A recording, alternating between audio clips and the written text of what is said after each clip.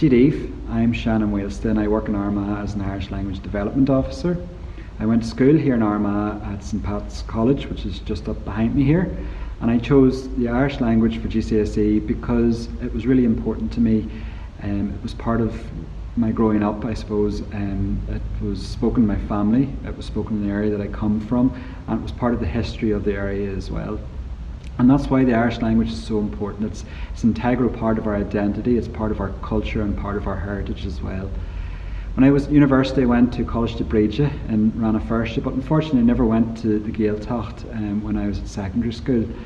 It's really important that you get the opportunity to go and visit the Gaeltacht and you can see and experience the areas where the Irish language was kept alive when it was under threat in the rest of the country.